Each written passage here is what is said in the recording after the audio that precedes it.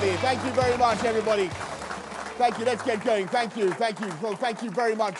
Thank you, Jackson, and thank you, everybody, for coming this morning. It's absolutely fantastic to be here. And I just want to say, first of all, that, you know, I know how much you're campaigning, and I know that you don't necessarily want to be doing it right now in November with a December poll. And I agree. I didn't want an election in the run-up to Christmas, and absolutely no Prime Minister wants an election any time in the run-up to Christmas.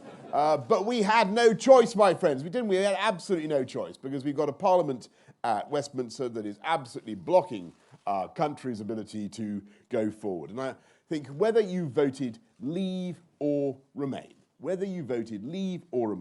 the people of this country want us to get Brexit done and go forward. And for several reasons. First of all, because we're Democrats and we respect the will of the people, but also because the uncertainty and the dither and the delay are increasingly bad for the UK economy, bad for investment, bad for Scotland. And the beauty of the Conservative position, the beauty of the government's position, is that we have a deal that is ready to go and ready to take advantage of all the freedoms that Brexit will give us, from fisheries, taking back control of our fisheries, to free ports, to control of our own immigration system. And of course, there's only one obstacle to doing all that, getting on with it, and that is the risk of a Corbyn-Sturgeon coalition next year. And that would, of course, block Brexit yet again and impose chaos on our country. And Mr. Corbyn has said that he wants to do a new deal and then to have a second referendum on that deal, though he won't tell us what his own position would be. For the first time in history that someone has stood to be Prime Minister without revealing to the electorate how he would vote on the biggest issue affecting this country. You know, he used to be indecisive, but now he's not so sure. He's the prime ditherer.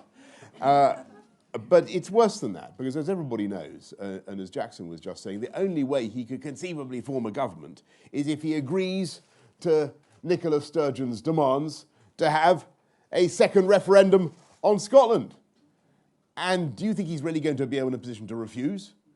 Do you think he's tough enough to refuse Nicola Sturgeon? Do you think he's tough enough to stand up to Nicola Sturgeon? It didn't look like it to me last night. If Nicola puts the hard word on him, do we want another referendum on Scotland? That's why this manifesto is so aptly named. We don't want another referendum on Scotland. We don't. And we rule it out because why? Because we don't want to destroy the most successful political partnership of the last 300 years. And we look at what comes to Scotland. Look at the investment. £9 billion coming to Scotland as a result of membership of the Union. 60% of Scotland's trade with the rest of the UK. I've many times been to Scotland and looked and seen for myself the fantastic high-skilled jobs that are directly created in Scotland as a result of membership of the Union. Making frigates at Govan, more to come, by the way, down and not far from here at Rosyth. Think about the climate change summit that's going to happen next year, which is going to be a fantastic thing for our whole country, chance for the whole of the UK to set the pace in cutting CO2, tackling climate change. That summit is coming where? To Glasgow, because Scotland is part of the Union. And it'll be a fantastic event, and that summit will be a bigger event for Scotland than the Commonwealth Games. It will bring huge numbers of jobs and business. And this manifesto contains much more from Scottish Conservatives that will promote Scotland within the Union. A new sector deal for the oil and gas industry to encourage the use of low-carbon technology, cutting duty on whiskey to promote one of this country's great exports that already supports 42,000 jobs, supporting Scottish agriculture with an extra £200 million secured by Scottish Conservatives, guaranteeing that we will leave the common fisheries policy by the end of next year so that Scottish fishing communities can finally end the unfair quota system and take advantage of this country's spectacular marine wealth and become an independent coastal state. And above all, it will mean that Scotland will get £3.1 billion more increased funding under the Barnett formula. And never forget, how do we do that?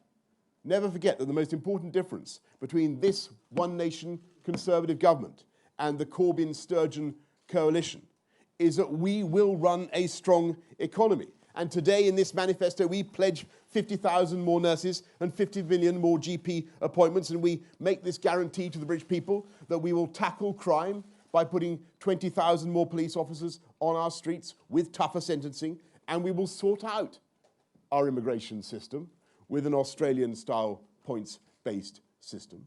And every week we will invest millions more in science, in schools, apprenticeships, and infrastructure. But at the same time, do it in such a way as to control our debt, and we will reach net zero by 2050 with clean energy solutions. And we can do all these things. We can do all these things without raising our income tax, our VAT, or national insurance contributions. And this is a transformative manifesto in which we can unite and level up this whole United Kingdom with better infrastructure, with better education, and with high technology. And I want, as a one-nation Conservative, to unleash the potential of the whole country, because genius and talent and ability are all distributed evenly throughout the UK, but opportunity is not. And we can tackle that unfairness and unleash that potential and make those investments precisely because we also support a dynamic market economy, which is what Scottish Conservatives also do. And that's why we're cutting taxes for small businesses. And when people get up at the crack of dawn to prepare their family business, and when people take out a mortgage to fund a new venture, or when they risk everything on a new product or try to find a new market, we don't sneer at them, we cheer for them. And that is the choice. And that is the choice. That is the choice of this election, between sensible one-nation conservatism and out-and-out socialism that would take a sledgehammer to the economy and put up taxes for ordinary people. And so I say to people around the United Kingdom, particularly here in Scotland, you can come with us and have a government that backs our armed forces, invests, as I say, in armed services here in Scotland, and don't forget that we're cutting the taxes for people in the armed services here in Scotland. Come with us, that believes in our armed services as a force for good around the world, which, believe me, they are. Or you can go with the Corbyn-Sturgeon coalition.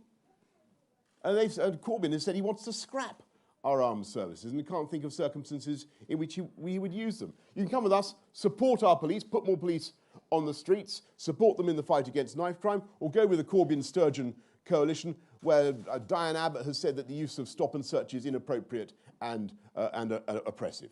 We want higher wages. We're lifting up the living wage to the highest ever level, the biggest increase. Corbynomics, McDonaldomics. I mean, this guy was, don't forget, McDonald was sacked by Ken Livingstone for being too left-wing. These guys are seriously out there, and this manifesto that they produce is way to the left of anything that had been predicted. It would mean higher taxes for absolutely everyone.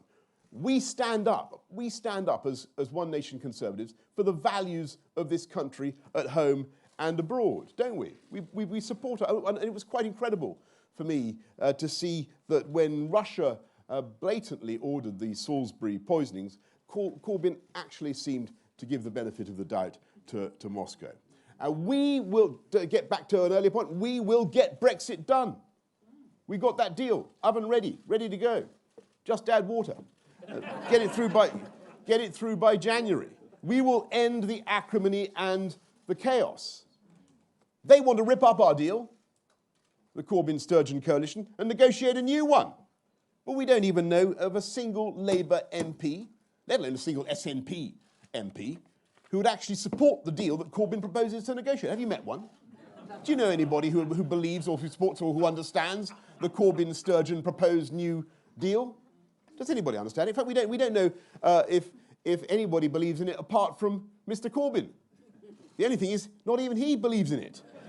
He said he's going to be neutral. Can you imagine the negotiations in Brussels? Act 1, Scene 1, enter Corbyn. Barnier centre stage. Bonjour, Monsieur Corbyn. Comment allez-vous? Tell us about this interesting new deal you want to negotiate. Quoi?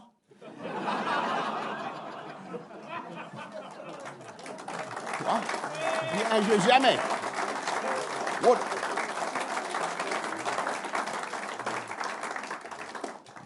What do you mean you don't really want it? What do you mean you don't really believe in it, Mr. Corbyn? Mais qui? Quoi? Qui y croit? Who believes in it? Who believes in your deal? Not Monsieur McDonnell, not Monsieur Starmer, not Madame Abbott. Then who? And there's absolutely no answer, because there's not a single member of the shadow cabinet that actually seems to support his proposed New Deal. No, not a member of the Labour Party that seems to support it. Certainly no members of the Conservative Party, let alone members of the SNP. It is absolutely farcical that the nation's time, that our economy should be put at risk by these proceedings next year. It would be farcical if the consequences weren't so disastrous for the UK.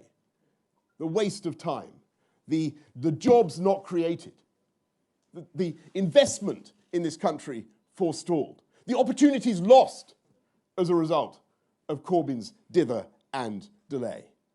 We can't have it. And above all, of course, looming over the Corbyn-Sturgeon coalition is the threat that they jointly pose to our precious, fantastic union with India F2.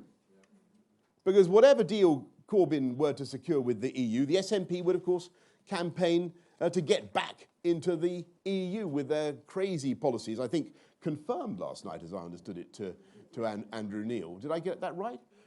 Confirmed to rejoin the EU, to join the Euro, to put up a border at Berwick, hand back control of, obey every jot and tittle of the panoply of EU legislation, and hand back control of the fantastic marine wealth of Scotland to Brussels, just at the moment that we have finally taken back control and are able to turbocharge, or if that's the word I want, some joke there about turbo. But anyway, just at the moment when Scottish Conservatives have come up with a plan to invest not just in fishing and in the coastal communities, but of course in the processing that makes that fishing viable. And that is what we will do. That is the opportunity that will be foregone. So I want you to imagine what this country would be like if we can give all that madness a miss.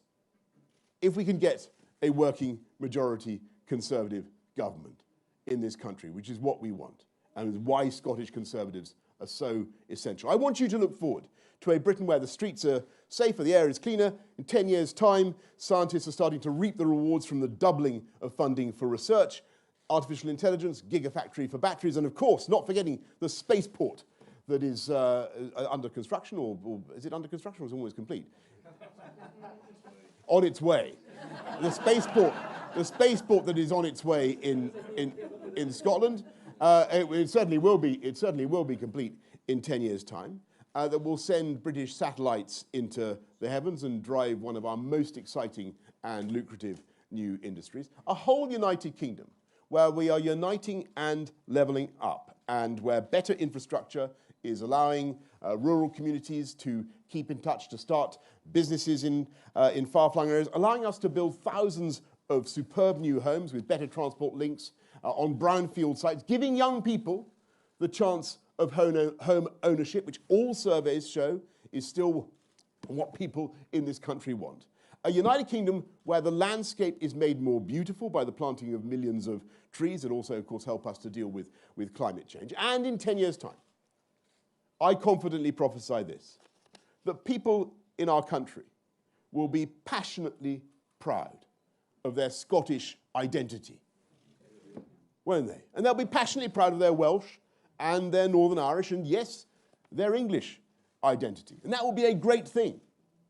And we all understand it and support it. But we will all also be citizens of a proud, strong, and whole United Kingdom. More united than ever.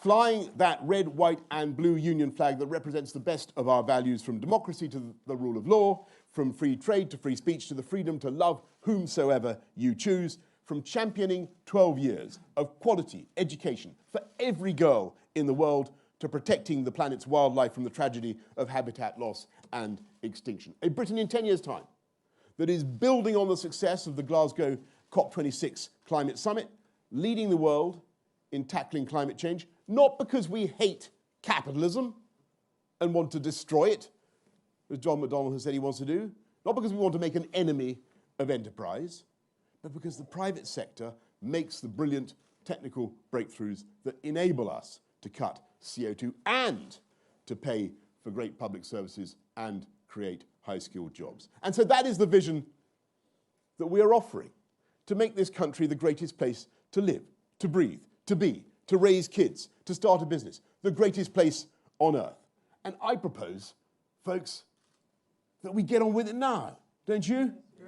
I don't want to waste 2020 in 2 more referendums. I want it to be an exciting and productive year, a year of growth and prosperity. Do you want to wake up on Friday the 13th of December and find a nightmare on Downing Street, a Corbyn-Sturgeon coalition of chaos? Let's go carbon neutral by 2050 and Corbyn neutral by Christmas, and let's protect our magnificent.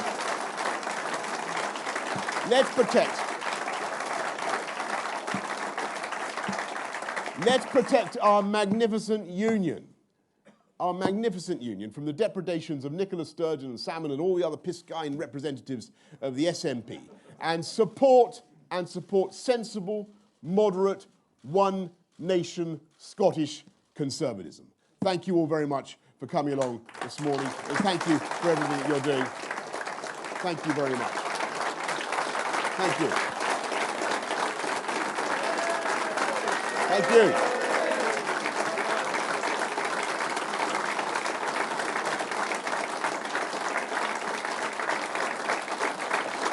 Thank you all. Right, we're going to do. Thank you all very, very much. We are the party of the union. We're going to fight for it, and we're going to make sure we succeed. But I'm going to go quickly to some media questions, and we've got Brian Taylor from the BBC. Prime Minister, over here. There you are, Brian. He's behind you, yeah. Welcome back to Scotland. Or maybe I should say bienvenue en Écosse, given the just welcome back to Scotland, where, let me remind you, people voted to remain in the European Union. Nicola Sturgeon reckons your policies, including that Brexit policy, are catastrophic for Scotland. She doesn't seem to be a particularly huge personal fan of Jeremy Corbyn, but she seems to have nurtured an intense loathing for you and your policies. Is it mutual at all? Oh well, Brian. Look, I'm not by nature one of those people who bears any resentments against anybody else, and I believe, and indeed, I think our politics has become a bit divisive at the moment, and I think we all need to come together. I think one thing that will take a lot of the acrimony away is getting Brexit done and allowing everybody to move forward. I think what people who have very strong pro-European convictions need is for us to get this thing done and then allow us to build our wonderful new deep and special partnership with the EU. And that's going to be a great thing. But we're stuck at the moment in this endless dither, delay, deadlock, division, defeatism, despair, doubt, and so on. It's a waste of spirit and expense of shame. We need to get on. And I'm afraid all that Nicola and Jeremy Corbyn would do together is waste 2020, and I think particularly the EU referendum would be very divisive. And we had a referendum in Scotland, didn't we, in 2014? And I think that Nicola Sturgeon told the people of Scotland at the time that it was a once-in-a-generation event. Did she not? I think she should stick to that line. It was a good one. That's my advice.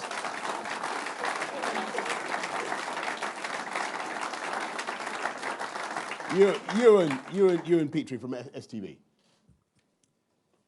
Thank you very much, Prime Minister. You've spoken about the cost of holding 2 referendums next year. Can you tell us how that compares to the amount you've already spent on preparing for a no-deal Brexit and the amount that Brexit, your deal, is likely to have on the Scottish economy? And I can tell you that the best thing for the Scottish economy and the best way forward for the whole country is to take our deal, get it through the House of Commons as we can, if we're lucky enough to get a working majority, and unleash the potential of the whole of the UK. It is, everybody will tell you, go talk anybody, any sector of the economy will tell you, it is the delay, it is the uncertainty that is holding back decision-making, stopping people making investments. There is a tidal wave of investment waiting to come into this country and take us forward once we get Brexit done. So I hope that you will vote for them. Not obviously, I can't urge you to distinguish member of the media, but I hope that everybody will vote for us as One Nation Conservatives, as the party that will not only protect the Union, but the party that will get Brexit done and move us forward. So I'm going to go to Tom Gordon of the Herald. Prime Minister, a very simple question. Just how much of Brexit will be done by the end of January? We will have done, we will be out. But if we get the working majority that I hope we get, we will be able from the 31st of January to take back control of our laws, our money, our borders. We'll be able to begin doing free trade deals. And yes, we've got a tight timetable to get the new deal with the EU done by the end of 2020. But people said I couldn't change the withdrawal agreement in 3 months, and we changed it radically, enabling this country to take advantage of all the benefits of Brexit. So come with us.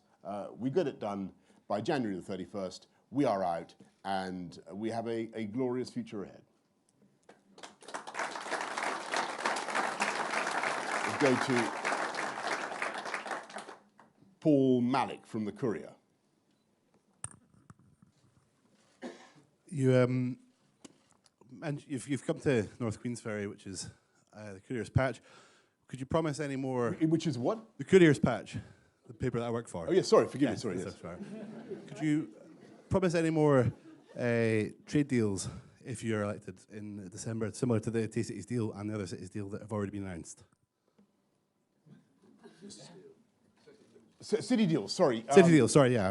Well, as I said, we'll have a sector deal for the oil and gas industry rather than clobbering a very important sector for Scotland. We'll help the oil and gas industry to change and to take advantage of carbon neutral technology. And there's a huge opportunity to do that with carbon capture and lots of other technologies. So we'll be doing that. We will also be, as I said, we'll be putting 3.1 billion more into Scotland as a direct result of this manifesto under Barnett consequentials. As for more city deals, which I think what you were asking, I think we're doing. I'm looking at the Secretary of State for Scotland, where there's the Falkirk and the Islands. Falkirk and the Islands, that's it. Everything else. Falkirk and the Islands we're doing, and what's the other one? We've just agreed Argyll and Bute, the numbers. We've just agreed Argyll and Bute. That's the whole nation covered. According to the Secretary of State for Scotland, I have no reason to challenge what he says. We've done the Falkirk and the Islands, and the whole of Scotland is now covered. Severin Carroll from The Guardian. Good morning, Prime Minister. A recent opinion poll for the Sunday Times, our panel base, says that your reputation in Scotland is only slightly better than that of Jeremy Corbyn, that your personal popularity is minus 34. How do you think you're going to be able to persuade... Minus 34, we can build on that. We can build on that. That's what I say.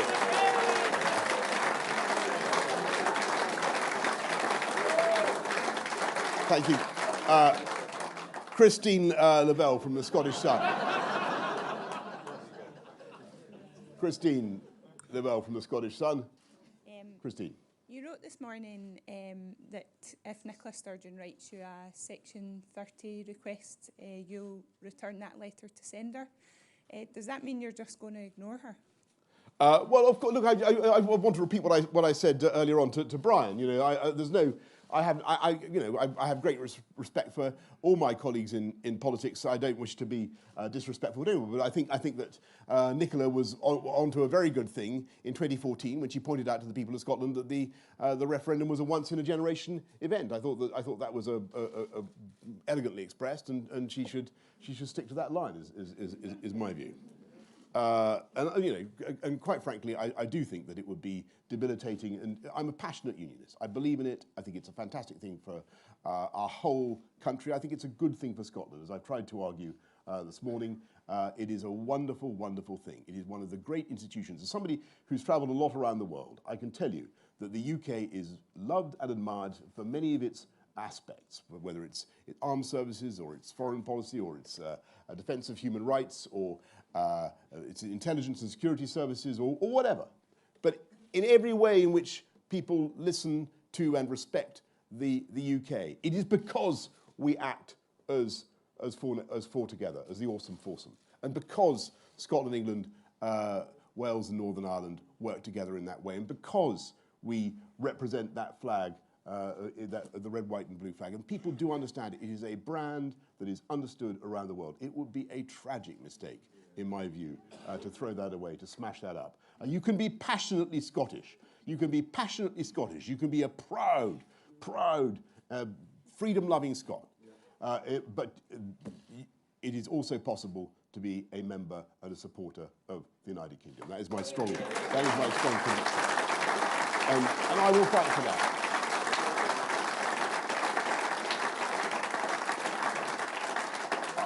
And that is what we are fighting for at this election. Katrine Bussey from PA. Good afternoon, Prime Minister. Good afternoon. I know you talked about the need to get a majority Conservative government so that you can move on with your plans on Brexit. But just for a second, I'd like you to imagine a slightly different outcome on December 13th. If your party is returned as the largest party but without a minority, and you go into talks with other parties, will you rule out holding a second referendum either on Scottish independence or on Brexit? Would that be a red line?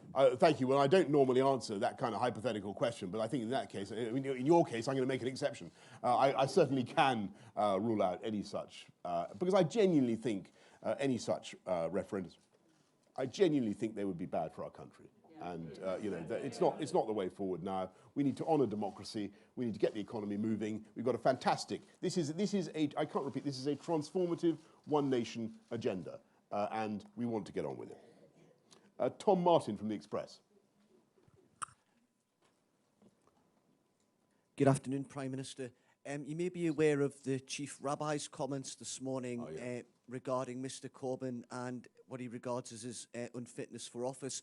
I just wondered, how do you believe Nicola Sturgeon should take those comments on board when she's considering propping him up in power? Well, Tom, I mean that's a very good question. I do think that's a matter for Nicola. But yeah, I look at all I will say about that. I do think it is a very serious business when the chief rabbi speaks as he does. I've never known anything like it, and clearly. It is a failure of leadership on the part of the Labour leader that he has not been able to stamp out this virus in the Labour Party. But I'm afraid it is cognate with a general failure of leadership that we're seeing at the moment. Because I just get back to my central point. I do not see how you can propose to take over the running of this country next year when you will not answer the fundamental question that people want to know. What is your direction on Brexit? You cannot be neutral on something like this any more than you can be neutral, frankly, on anti-Semitism. Anyway, I'm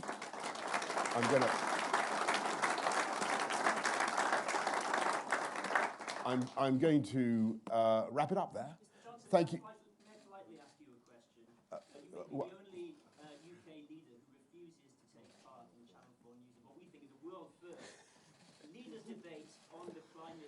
Right. Mr. Corbyn will be there. What could be more important on Thursday night than being accountable for your position and What? Is the biggest issue, not just for the UK, but for our planet. Well, thank you very much, and thank you for indeed the polite way in which you put that question. I've agreed to do several debates with the leader of the Labour Party, who's the only other candidate who can become Prime Minister at this election. I know that Nicola Sturgeon is standing to be Deputy Prime Minister,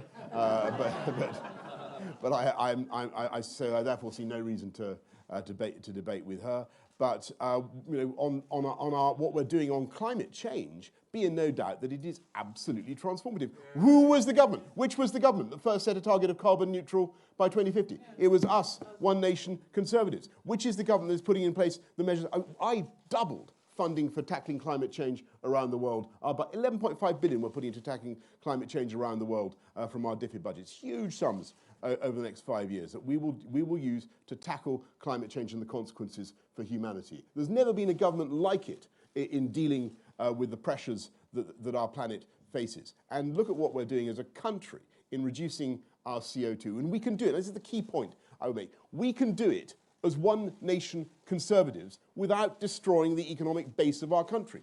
And I would remind you, it may seem a long time ago now, but I used to run London, and at a time when the population of London grew dramatically and GDP of London grew dramatically, we nonetheless cut CO2 by 14%, and this government has cut CO2 by 20%. We will continue to cut CO2, but we will do it through championing technological breakthroughs, through a wonderful green revolution, through retrofitting millions of homes, which is what we are doing, getting rid of old, of polluting boilers, having much more fuel-efficient cars, and we can do that as a One Nation Conservative government. What we won't do is take a sledgehammer to the economy, which is what Corbyn and McDonnell would do, and thereby make it impossible for us to attain our climate change targets. So let's go, as I say, let's go carbon neutral by 2050, Corbyn neutral by Christmas. Thank you all very much. Thank you. Thank you very much. Thank you. Thank